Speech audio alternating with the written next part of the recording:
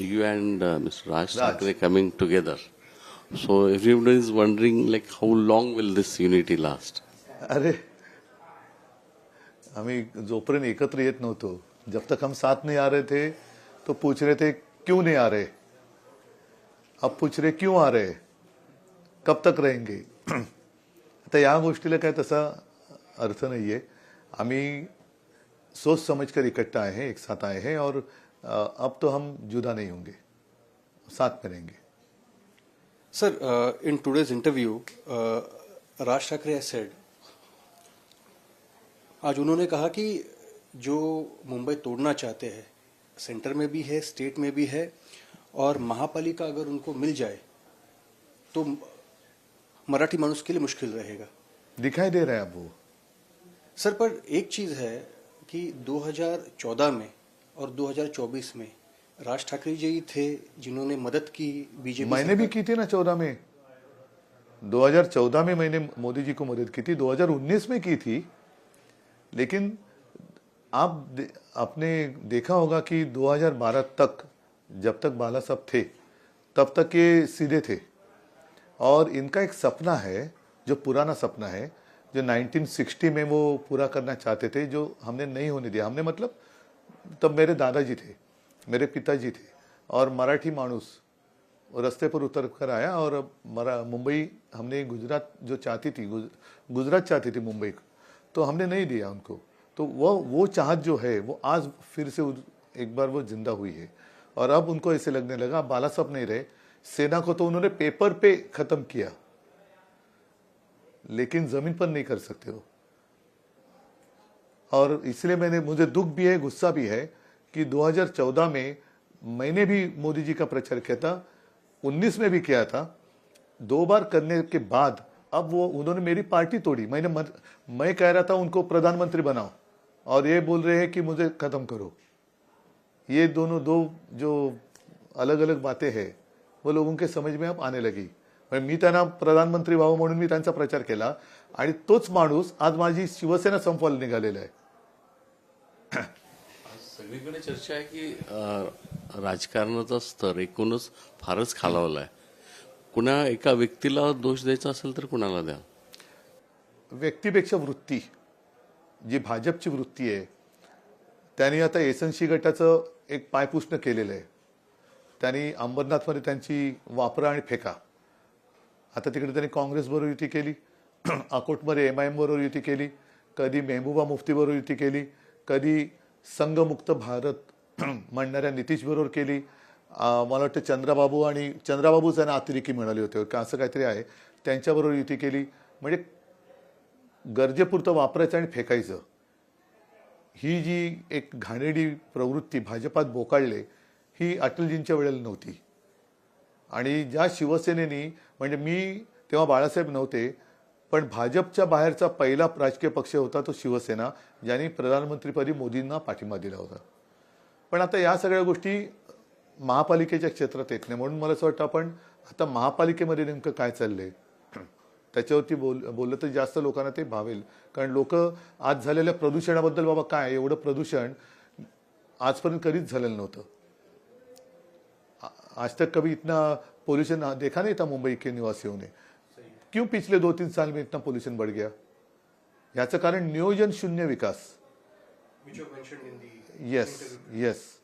और अभी मैं किसी के साथ बात कर रहा था, झुग्गी झोपड़ी में रहने वाले लोग हैं, उनको आज भी हम तो काम कर रहे, लगातार काम कर रहे, लेकिन पूरी तरीके से मतलब उनको क्या इंसान की जिंदगी जीने का अधिकार नहीं है.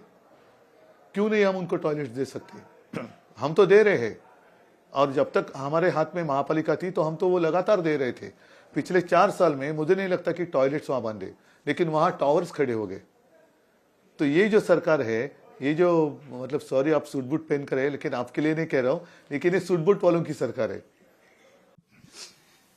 सर, यू सेड मुंबई को तोड़ेंगे मतलब ऐसे कोई केक नहीं है, लेकिन मुंबई को खत्म करेंगे. मुंबई का जो महत्व है वो बुरी नजर वाले तेरा मुंह काला जो बोलते हैं ना, वो कहने की आज जरूरत है. सर, पर यही चीज आप 2012 में भी आपका यही चुनावी मुद्दा था, 2017 में भी यही चुनावी मुद्दा है, 2085 से लेके मैं और पीछे जाता हूं. क्योंकि उस वक्त भी यही बात छेड़ी गई थी और तब मुख्यमंत्री थे वसुंधरा पाटिल, तो उन्होंने स्वयं कहा था, किसी ने ये बात कही थी तो उन्होंने कहा था कि ऐसे हम नहीं होने देंगे। मतलब जब कोई स्टेट का मुख्यमंत्री कहता है तो इसमें जरूर कुछ बात असलियत थी। 2012 के मुख्यमंत्री थे पृथ्वीराज चव्हाण, उन्होंने कहा था कि 2012 के बाद शिवसेना नहीं रहेगी। और 17 में तो जैसे मैंने कहा कि बाला साहब के बाद इनको लगा कि अब हमें खुला मैदान मिला है, कुछ भी करो मुंबई में, तो हमने नहीं होने दिया। सेना अकेली लड़ी और महापौर हमारा बन गया। Sir, your party controlled the BMC from 1997 to 2022. But उसके पहले भी थी, उसके पहले भी थी, पर ये कंटिन्यूस 25 ईयर्स है। एंड बहुत ही कम ऐसे पार्टीज है लेफ्ट छोड़ के, बंगाल में देखिए या केरला में तिरुवनंतपुरम में, जहाँ पे अनडिस्प्यूटेड एक कोई पार्टी रही है। सर, पर इसमें मराठी मानुस जो मुंबई का था, अगर 2011 का सेंसस देखे तो भी उसमें मराठी मानुस का परसेंटेज गिर रहा है। 2001 का भी यही हाल है। तो इस पूरे टाइम में आपकी सत्ता थी, तो आपने क्या किया ये जो डिक्लाइन है उसको अरेस्ट करने के लिए? देखो, कभी कभी ऐसे होती है कि कुछ खाने में करी होती है, वो तीखी होती है, तो आप क्या करते हैं, उसमें पानी डालते जाते हैं, समझे आप? तो वही हाल आज मुंबई का हुआ है। मुंबई बाहर से कई सारे लोग रहते हैं, मुंबई उसको अपनाती है, आसरा देती है, रोजी रोटी देती है और मुंबई सारे लोगों को अपना मानती है। हमारा कहना यही है कि आप आए हो यहाँ पे, बस जाओ यहाँ पे, प्यार से रहो, यहाँ कोई दंगा फसाद ना करो, सबको हम अपना मानते आए हैं। अब उनकी भी जिम्मेदारी है कि मुंबई को अपना समझकर मुंबई ये जो डकैत है उनसे बचाए। और कोरोना के समय में मैंने तो काम किया, तब मैंने ये भेद नहीं किया। रोजी रोटी का सवाल आता है, पानी की बात है। अब कोस्टल रोड जो हमने बनाया है तो वहाँ कोई ऐसी हमने बोर्ड नहीं लगाया सिर्फ मराठी मानुस यहाँ से ट्रैवल करेगा।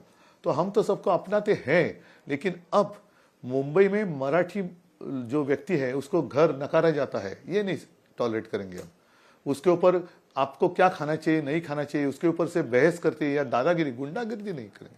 और एक मुझे मराठी व्यक्ति ऐसी दिखाई है जो अन्य प्रांतों में जाकर दादागिरी या गुंडागर्दी कर रहे हैं। Sir, definite. तो ये हमारी संस्कृति है, तो उसमें बुरी बात कुछ है ऐसे नहीं मैं मानता।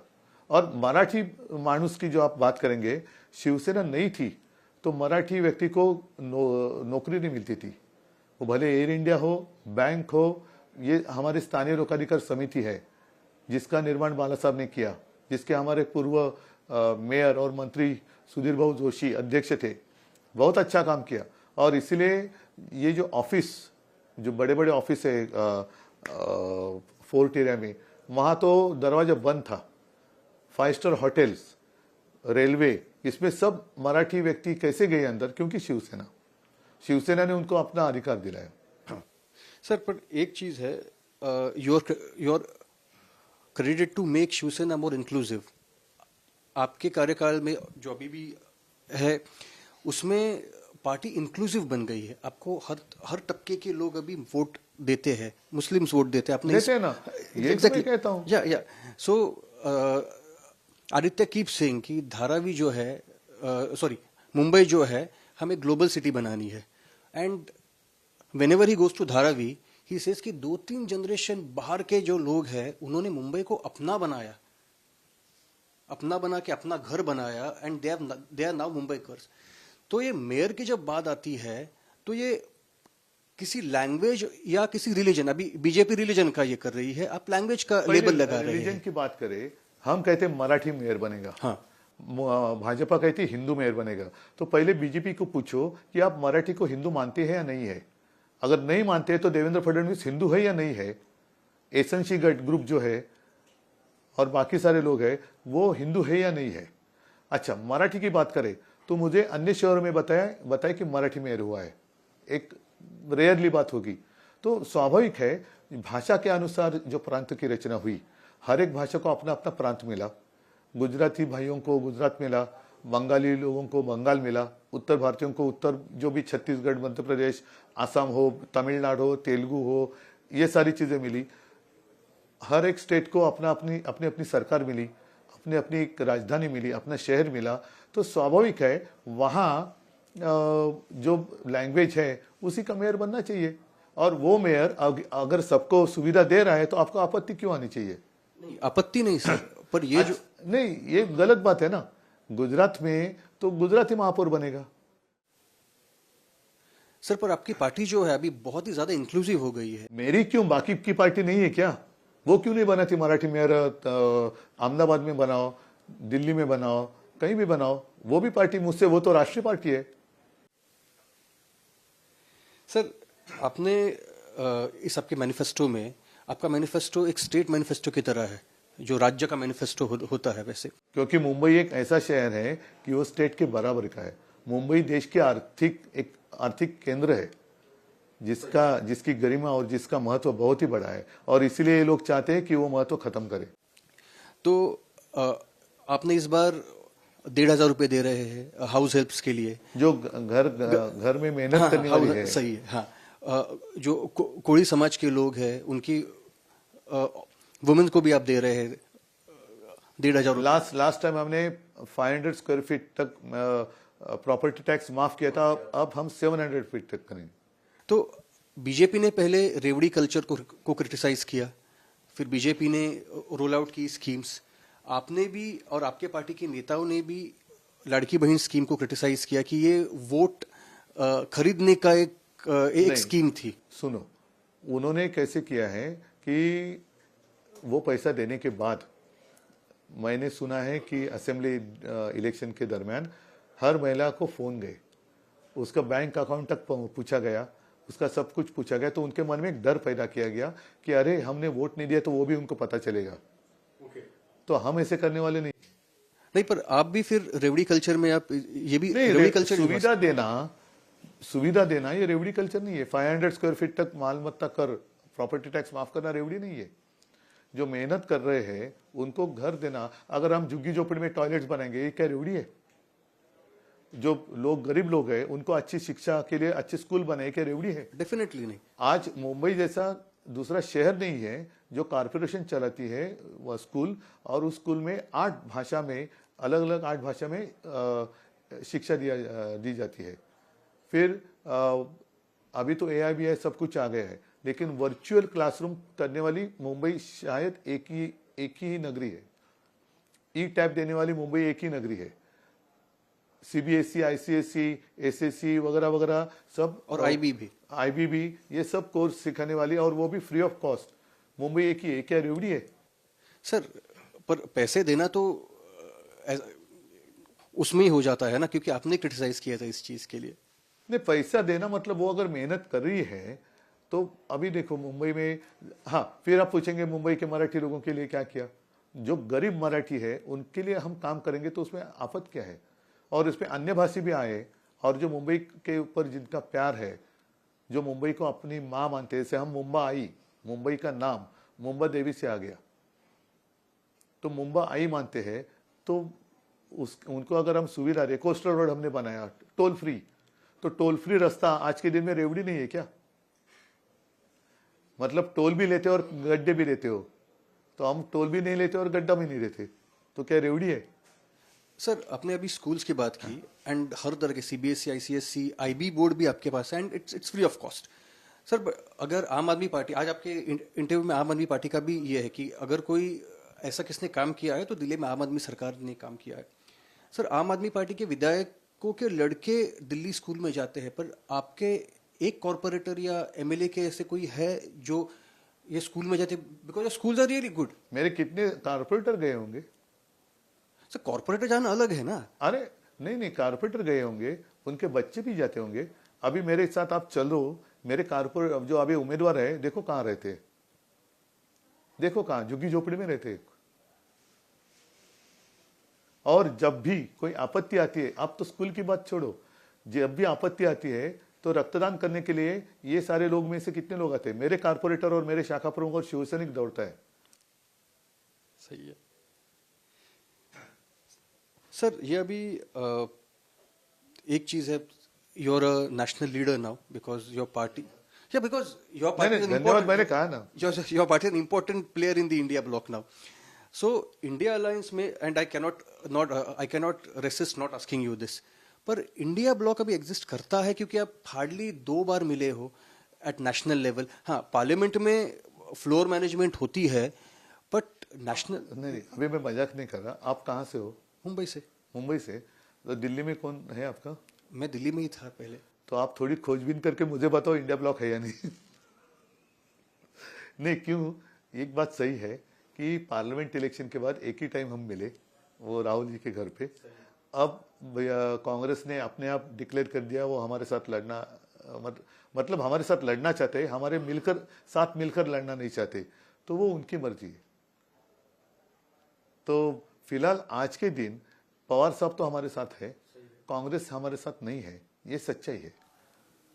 सर, बट नेशनल लेवल पे तो आप नेशनल लेवल पर हम तो चाहते हैं आज भी कि सारे लोग इकट्ठा रहे, हम भी रहे, सारे रीजनल पार्टीज भी रहे, कांग्रेस भी रहे, और फिर से एक बार ये कोशिश होनी चाहिए और करनी चाहिए, और दूसरा कोई रास्ता मुझे दिखाई नहीं दे रहा है. सर, जब हम लोग इंडिया ब्लॉक की बात करते हैं, अब एमएनएस और आप एक साथ हो, अगर at some point of time MNS को तो अगर ये लार्जर कोalition बिल्ड करना है ऑपोजिशन का, तो एमएनएस को तो इंडिया ब्लॉक में शामिल करना ही होगा at some point of time. आपकी बात हुई है सोनिया जी, राहुल जी, फिलहाल तो कांग्रेस कुछ की हुआ नहीं है ना. फिलहाल आज के दिन हम महाराष्ट्र के लिए, मराठी के लिए, मुंबई के लिए हम और एमएनएस साथ में आए हैं, और किसको अगर हमारे साथ आना है तो आए. सर, पर मैं उल्टा बोल रहा हूँ. सही है. मैं उल्टा बोल रहा हूँ. और किसी को हमारे साथ आना है तो आए, वो उनकी मर्जी. तो जिनको वो चाहे अपने पार्टी में बात करे और हमें पूछे, हमें कहे कि हम आएंगे नहीं आएंगे, हम क्यों जाए उनको पूछने के लिए. सर, पर कांग्रेस जो है, मेरी विदाउट पार्टी कांग्रेस, स्वतंत्र है, अलग है. मेरी पार्टी का चीफ मैं हूँ, तो मेरी पार्टी को क्या करना चाहता मैं तय करता हूँ. सर एकदम बराबर. पर sir, you were spearheading the opposition in Maharashtra during Lok Sabha polls, and you were a very critical voice against the government. पर अगर इस पूरे चीज में कांग्रेस भी थी, बिकॉज ऑफ द कांग्रेस आपका अलायंस इंटैक्ट था और मजबूत था. पर अगर उसको माइनस करे तो फिर कुछ बचता नहीं है ना सर, एक स्ट्रॉन्ग लेकिन ऑपोजिशन. फिलहाल तो कारपोरेशन की इलेक्शन चल रही है, पार्लियामेंट की इलेक्शन के लिए 4 साल है. तो आज हमें मुंबई बचानी है. आज जो हम पोल्यूशन फेस कर रहे हैं, वो पोल्यूशन का क्या करेंगे. इंडिया ब्लॉक आज अगर हम साथ में आकर इंडिया ब्लॉक की घोषणा करें, पोल्यूशन दूर होगा क्या? जो रास्ते खोद कर रखे वो साफ हो जाएंगे, पानी मिलेगा. जो इन्होंने आरे का जंगल काट दिया है वो वापस वहां पेड़ आएंगे क्या? तो ये सारी बातें आज जीने मरने की जो बात है, म्यूनिसिपैलिटी की इलेक्शन देखिए, आरोग्य की सुविधा, स्कूल की बात करें, फिर पोल्यूशन. इतना पोल्यूशन आज तक मुंबई ने कभी महसूस नहीं किया था, अनुभव नहीं किया था, जो आज हम कर रहे हैं. और ये क्यों कर रहे हैं? क्योंकि इनके पास कुछ प्लानिंग नहीं है. मुंबई, जो मैं कहता हूं कि इन्होंने 3 लाख करोड़ का घोटाला करके रखा है पिछले 4 साल में. मुंबई का जितना बजट था, 15,000 करोड़ एक खर्चे के लिए बजट होता है, उसके अगल बगल में खर्चा होना चाहिए. अगर बड़े प्रोजेक्ट कुछ करने होते हैं तो एफडी का इस्तेमाल होता है, जो हम कर रहे थे. हमने 92,000 करोड़ तक एफडी बढ़ाई थी, इन्होंने 80,000 करोड़ तक वो लेके गए. लेकिन उस वक्त पैसा कहाँ से आएगा, कितना आएगा, पैसा कहाँ जाएगा, कितना जाएगा, वो सोच समझ कर खर्चा करना पड़ता है. उन्होंने 80,000 करोड़ तक वो एफडी तोड़ी है, और उसके सामने 3 लाख करोड़ का देना करके रखा है. कहाँ से लाएंगे पैसा? और जो मेरे पास खबर आई है, वो एडवांस मोबिलाइजेशन के लिए जो पैसा देना पड़ता है कॉन्ट्रैक्टर को, उससे इन्होंने किकबैक लिए. तो एक तो पहले 70,000 करोड़ का घोटाले वाला इन्होंने बगल में बिठाया है, दूसरा 3 लाख करोड़ वाला. तो क्या मुंबई की हालत क्या होगी?